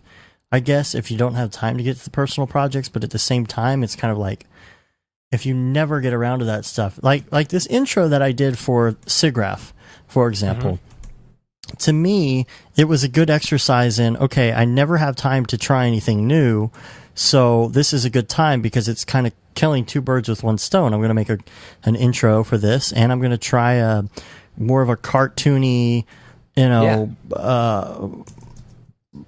plasticky, parametric, style that I've never tried before, and I'm going to build some stuff and just put it together. So for me, that was an example of a little bit of yellow time. You know what? I wasn't getting paid for it, but totally yellow time, and that was good. Like it was a style that we don't do too often. Something that would look good on the reel or something, Absolutely. Yeah. And like it's going to be seen over and over and over again on all these videos. I think you did a really good job, dude. Like it looks, sometimes when you send me something, I'm like, I don't know, but I was straight up like on board from the very beginning. Good job. Cool. Yeah, it's different, especially in Octane. I feel like this is kind of a different type of thing to do in Octane because it's very simple textures, nothing crazy complicated. It's either going to be like diffuse or it's going to be glossy with a super high roughness, or a couple textures with not much roughness in the glossy, but they're all very bright, kind of a palette going on. There was a couple exceptions, you know, the taxis and stuff, but for the most part, they have it's a pretty simple color palette. So totally yellow time. And like I said, you know, it's something he talks about in the book. Yeah, you know, you spend that green time. He doesn't use the green, yellow, red analogy. He uses the rainbow time or whatever, your rainbows, which are, you know, you get paid basically nothing, but you have 100% creative control. Then you've got no man's land, which is, you know, just the crappy clients that you don't have you've got, you know, some creative control and you get paid, you know, average or whatever, but then you've got the pain projects. Right. And the pain projects you have no control over. Pain? Pain. P-A-I-N? Not yes. P-A-Y. Okay. No. Okay. Pain projects. No. You've got the pain projects. Painful pain projects. Painful, yeah. You have zero creative control over, but it's a very high dollar amount, you know? Right. So you do the pain projects in order to be able to do the rainbows. And that's what I talked about earlier, you know? And the thing about those high pain projects, it's like, I don't care what you want me to do. I don't care what a pain it is. It's a really high pain project. So I'm kind of fine with that. Yeah. You know, so. Yep. Except that you're getting paid for it and move on. Well, I like that. I almost don't want to finish the book because I hate, like, if I'm going to do the same thing, I almost don't want it to influence me. You know what, the freelance manifesto? Yeah, because I want to write some stuff and I don't want to feel like I'll feel like I'm copying it if it's the same subject matter. Just read it. Every freelancer, everyone in motion design or Mograph should read this book. It is not, you know, I think there are certain books out there that everyone in our industry must own. One of them is the Animator's Survival Guide, and the other one is this one. Nice. Cool. Anyway. There's a PS here too. A resource I found recently, since you guys are getting into plugins a bit more, check out the Python 704D course on FX PhD, especially episodes 7 through 9, where they talk specifics about plugins and writing data to external files. Yeah. You can get a month's membership and go nuts. So let's check that out. Gate D. Simone says, we were talking about Dribble, I think, on Twitter. He said, this just hatched a topic idea. What web tools are best to generate exposure and what's best for you? Instagram works great for me personally. I don't know. Dave, you handle all of our Facebook and Facebook's out. And Facebook stuff. is a good place to find info and some posts and junk. It's all about Twitter. It's all about Instagram. See, I'm all about Twitter. And Dribble or a similar site like Behance or something like that. There's all different things. Number one, Twitter, you'll post the stuff from the other sites on it anyway. Yeah. So, I don't think there's a best tool. No, there's not. They all serve a different purpose. Either is a best for you tool, you know, one that you want to use. But really, if you really want to generate exposure, if you really want to get out there, you need to be pushing your stuff on every single platform you possibly can. Because you don't know which one is going to pick it up. And it sucks that you got to, like, repost it 500 times, you know. There's services that'll help with that, too. Yeah. You know, you can... But I don't like doing that because... I don't know. Okay. And then every service ends up with 140 characters when some of them I'd rather have more.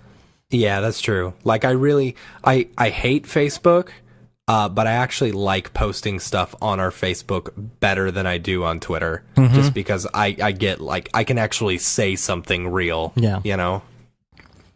True. Not having to, you know, dumb mine down to 2, like the letter 2 or the number 2. The number 2, ampersand. Yeah, ampersands and whatever. Yeah. All their punctuation. Yeah. Mm-hmm. So. What else you got, Dave? Is that it for that? For yeah, I guess. I mean, Instagram is great, but again, like a lot of people say, like Barton says a lot too, like, okay, so you're putting out a daily render on Instagram every day and the same people are liking it every day. What's that doing for you? Right. Really? Oh yeah, there's that guy that posts those things. I really like that. But like, who are they? Is it just some like 1,000 Instagrammers who are just going and liking things? Oh, well, I like how that looks. That's cool, but none of them are going to hire you. So that's kind of the deal there. Yeah, I agree. I don't know. And Dribble has been really big recently. It's very much more design centric. You see a lot less like, Octane renders and garbage geometry renders and more like actual design and After Effects work or Illustrator work or animated, design GIFs, stuff like that. That's why I'm a little selective about what I put on there myself. So, yeah. Then, what else we got here? Production hip hop video? What is that? Okay, so this is something that's it's very much not motion graphics related, but it was just something I thought was really cool. These people that were on location doing these different videos for different clients. This is really funny. Yeah, they decided to shoot portions of a video in between working on these things. That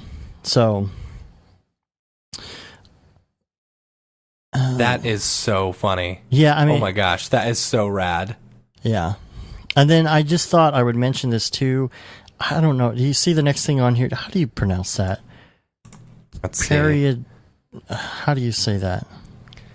Periodolia? Yeah, so look it up. Just copy paste. Look that up. Pareidolia. Just look it up on Google. I just think it's a real fun phenomenon, and I don't know how you could maybe apply this to graphics or motion graphics, but this is the. Pareidolia is there a definition? Psychological phenomenon in which the mind responds to a stimulus, usually an image or a sound, by perceiving a familiar pattern where none exists. Yeah, it's like staring at your wall and seeing like faces or like a coat a coat hook or something looks like an octopus or something with the different yeah. I always see it as looking at my wall and seeing faces or seeing cartoon characters or something. Yeah. Yeah. It's just a cool phenomenon. I thought I was just thinking about like, how could you apply that to something in 3D or something? It would be fun. And then we talked about Cuphead, the game, as well recently. Cuphead? It's that like hand-drawn 1930s video game type deal that's coming out in September.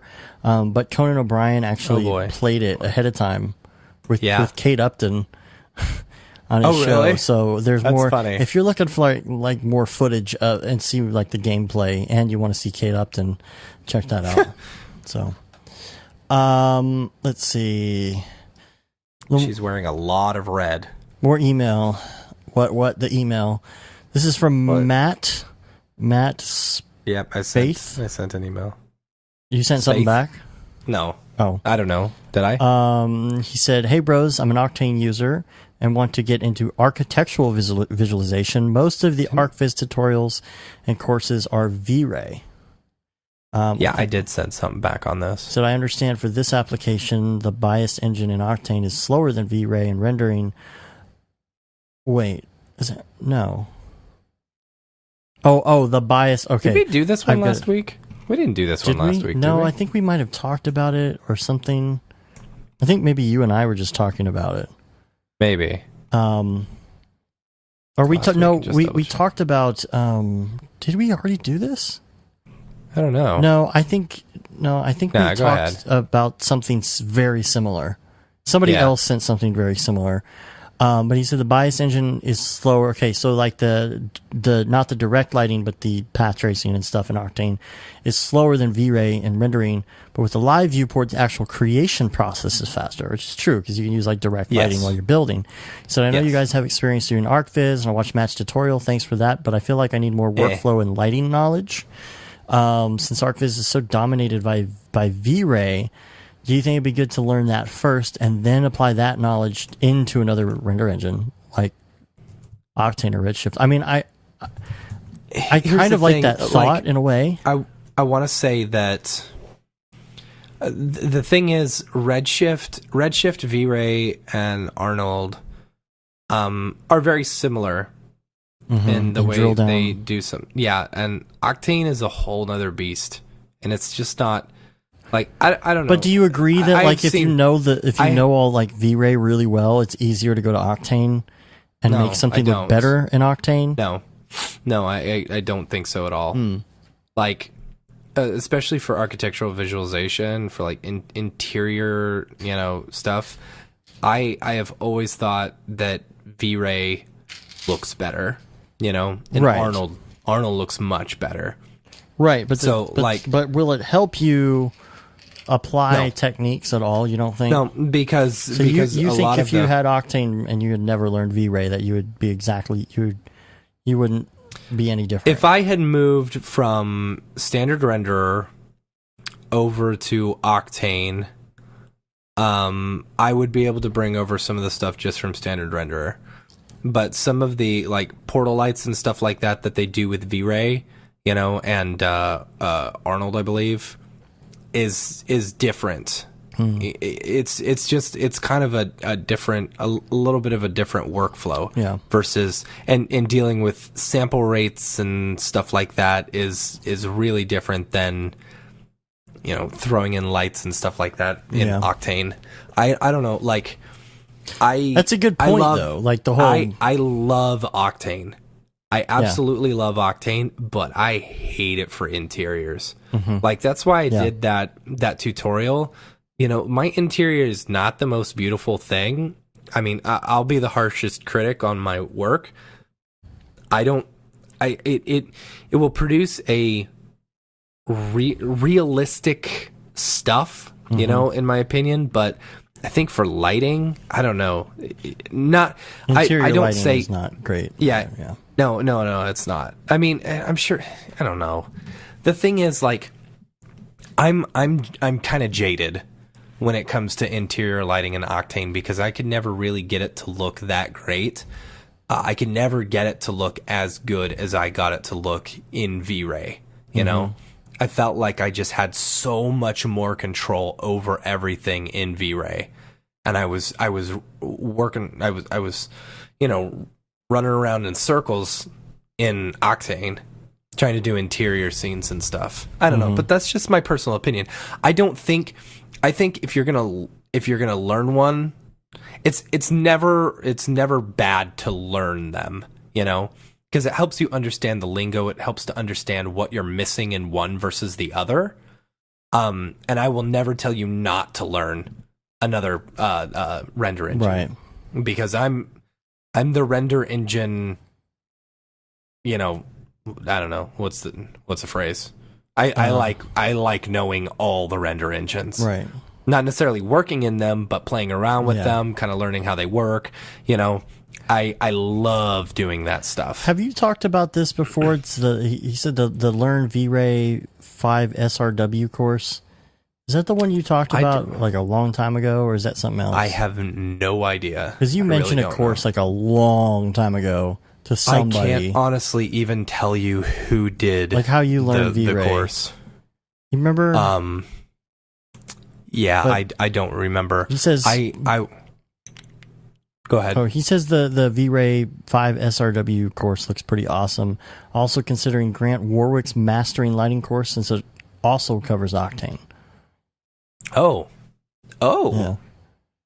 Okay. Oh, and also thanks. P.S. More poop jokes, please. We will try and include as many poop jokes as we can. Yes. I want to check out this Mastering Lighting one.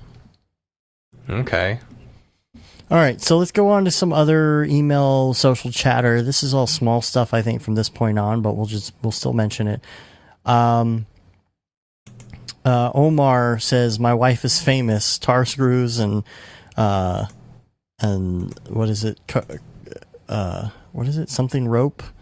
I guess. I don't know. Brograph dudes, you rule. I guess this is from the wife, I think, of the person who's making the. My wife is famous. Rando render stuff. Tar screws. One of the people making the render. I don't know which person.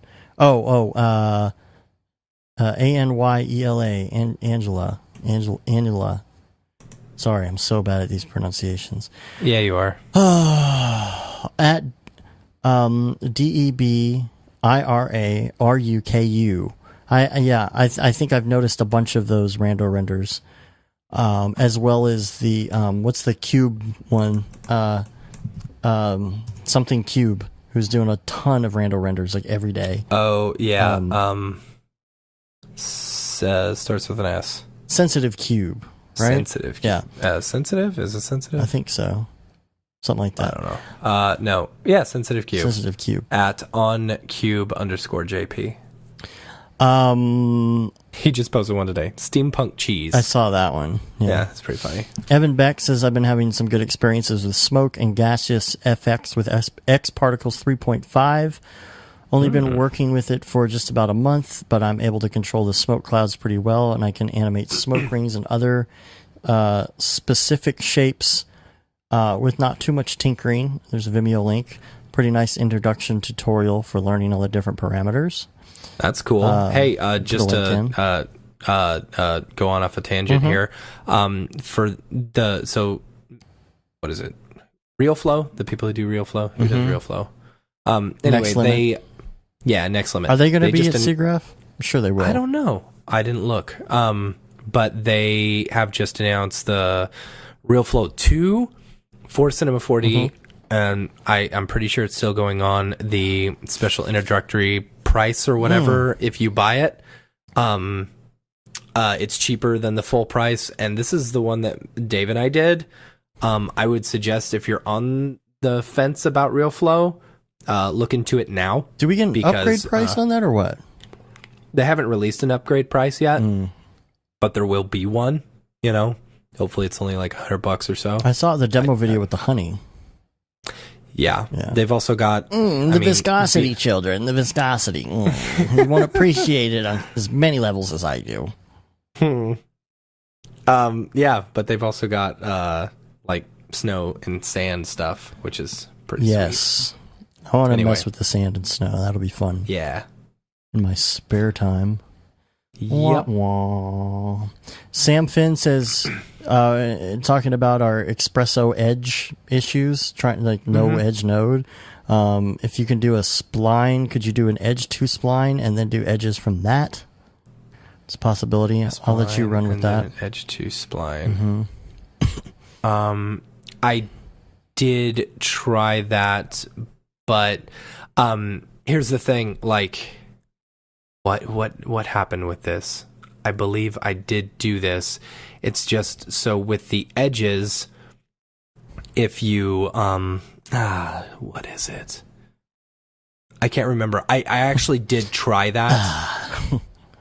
I did try that, but it wouldn't sweep like every single line or something. I don't know. And it wouldn't sweep it maybe in the correct order. I don't remember the problem that I ran into, but it just ended up not being a possibility that way. But thank you for the suggestion. Jake Caldwell talking about Xpresso as well.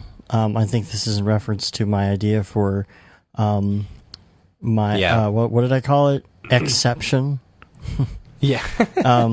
Gene Magtoto is creating a more user-friendly Cinema 4D Xpresso editor. It has some really cool features. You can see his development progress on Twitter, Gene Magtoto. And then we've got Abel Chan Arc. Can you change the titles? Looks like Ars. Can you change the titles of your podcast episodes? It always says Brograph, Mograph, The subscriber already knows your Brograph. Yeah, we leave that in because this stupid iTunes searches only search your podcast name and the podcast title, and not the descriptions that you meticulously type in for each episode. So if we don't list MoGraph in the title, it will not come up in a MoGraph search. It's really weird. So, right. No, we probably won't go back and rename all 90-something titles. Just have to rely on the description. Kevin Snyder, same comment about Gene Magtoto. Have you seen this? He's creating a new Xpresso editor. And there's actually a link so you can see a little preview of what it looks like. It looks cool. I don't know if you saw it on Twitter or not. I did. It looks really neat. And we've got Jerry. I think we've heard from Jerry like a long time ago. We met Jerry at the Media Motion Ball. Yes, at really not Jerry. Yeah. Hey guys, what's happening? Quick question: what mics do you use on your podcast? That's a new one. So and I responded. I said, well, you use the. I use the Yeti, just a standard Yeti. But I use the 421 on instrument mode, not on vocal mode. The 421, it's solid, it's classic, and not a lot of people use it for vocal for podcasts. They'll use it for singing. But the thing is, like, as far as the gain on it, it's ridiculous. Yeah. They say that you can shoot a shotgun off next to this microphone and it will not distort. It's pretty ridiculous. I mean, I really have to compress and limit my signal because it is so low, even when I have the gain up. Yeah. Because that's just the kind of microphone it is, and it's super directional. Oh, yeah. So it doesn't pick up room noise, even like computers and all that. In fact, I think if I move back here, let's just see what goes on. Like, I'm behind the mic now. Do I sound different? Yes, much different. And then I'm coming back around and I'm right in front of it again. And not a lot of mics are that directional. If only that were stereo, that would have sounded really cool. Yeah, I'd have to have two of them. Yeah. But, like yours, you have different pickup patterns, cardioid. Yeah. Cardioid, it's not omni at least, but... you do have the advantage of having the mute button, which you're actually coughing right now and nobody hears you. Yep. If I were to do that, see, I need like an interface, all that other stuff to make everything work. But on the other hand, I could put any mic in here. Right. So, there's plus and minuses to both. We got Josh Allen. He said, glad you talked about One Republic. Went to their show in Nashville last night. Great stuff. That's cool. And then again, David Ubergang commented on the MoGraph Cloner Lite introduction and said, well done. I had a similar idea a few months ago to bring in more functionality to Sumo 4D Lite, but never bothered. You've run into some speed issues with it, even though they're creating render instances. I guess that's just because of Xpresso. Why is that? Is it the instances that cause the issue? I think... It's because, so when you twiddle it down, you see that I've got just a whole bunch of instances, and it's basically turning on and off depending on how many you have in there. But still, there are all those instances, and even though they're off, they still kind of cause a little bit of a lag. So that's just, it's something that we have to deal with if we're wanting to work in light, Right. But, it saves you. The thing is, all of this stuff that we created, you can create yourself in Cinema 4D Lite, in Xpresso, We just give you an easy way to do it. Right. So. Right. Yeah. All right. Anyway. I think that does it. If you would like to send us an email, brograph@brograph.com. Send us show topic ideas as well as comments or questions, that kind of thing. It can be like super techie. It can be new. We don't care. It could also put in some stuff about After Effects and other stuff like that as well, because sometimes send us your best poop joke. Yeah, right. Let's not do that. We're Nah, gonna get I wanna all hear your sorts poop of jokes. stuff. You know what I mean? I want to hear those poop jokes. You can rate us on iTunes. We'll leave a review. We have no more reviews this week. I already checked. So we would love to push the reviews a little bit more right now. So whatever you're doing, just stop, get on iTunes, leave us a review, give us a rating, and let us know what's going on and how much you like the show and all of that stuff. You can also subscribe if you're listening online. If you are just listening on the site or the YouTube channel, please also subscribe just to help our numbers. You don't have to listen to it on your podcatcher. Just subscribe just for us.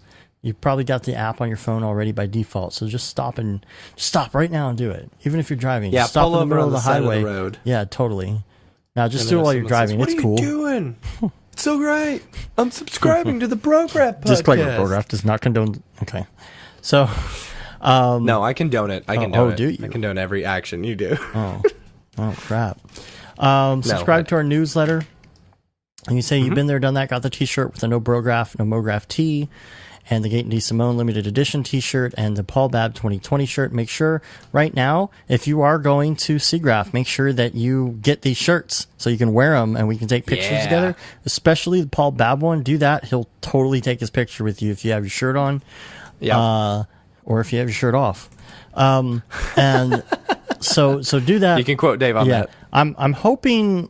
I don't know if this is going to be like a public thing on the site or whatever, but I was kind of hoping to come up with something new to wear for SIGGRAPH, and you and I got to figure that out. I need a new Brograph shirt of my own for one. Yeah. I wanted to come up with another design for something just to have there. Maybe we need to possibly get some more shirts to bring with us. Yeah, we probably need to do that. So we need to get on that, and then. So that's all that. The Paul Babb ones, the profits go to Doctors Without Borders. Yes. And we're on Facebook, Twitter, Instagram, YouTube, Brograph.com, and that wraps it up. All right. See, we're getting back into the swing of things. That's right. It's 1 hour, 51 minutes. We had plenty of time today. We had plenty of stuff to talk about, which is good. And that's good. We're going to hear more and more coming up on SIGGRAPH, and then once we get there, man, we're going to have so much to talk about. Yeah, we're going to have a lot of fun. Can't wait to go have a beer with Beeple. Yeah. Bucket list right there. Yeah. A Beeple beer. You listening? Make sure you slate like 10 minutes with me for a beer. That's all I ask. You're gonna have to chug it real fast. Yeah, that's cool. We're gonna do that. Yeah. Or a shot, whatever. What's your flavor? It doesn't matter. So what's your flavor? So that wraps it up. Make sure you send in your emails. And until next week, I'm Dave. And I'm Matt. Have a good one. Later, bros.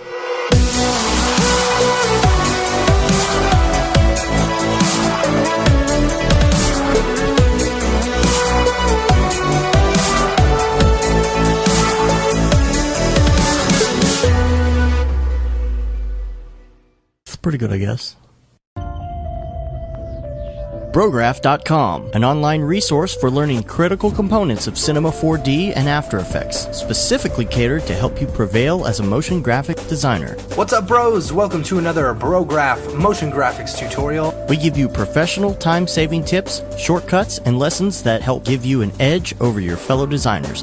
Not only this, but our new Brograph Talks help you in your file management, hardware configuration, and client relations. I love projects that scare me. When our art director comes to us and asks for something that I had never done before, man, it gets me pumped. Join us for live sessions, check out our crazy Cinema 4D experiments, or just watch our Fun with Brograph series, where we show you practical applications for techniques learned in previous tutorials. Do this from the beginning, and your client is going to respect that, and they're going to respect you, and they're going to respect your time. Subscribe today and get automatic updates on the latest tutorials, tricks, tips, and inspiration brought to you by industry professionals Dave Koss and Matt Milstead, all with a slight dash of dry humor peppered in. Real nice banana. Brograph.com, your source for tutorials that will help you thrive in the motion graphics industry. Don't just play around with Cinema 4D and After Effects, master it, and make money by becoming indispensable at your workplace. We don't care how you get here, folks. Just get here. Subscribe now to Brograph Tutorials.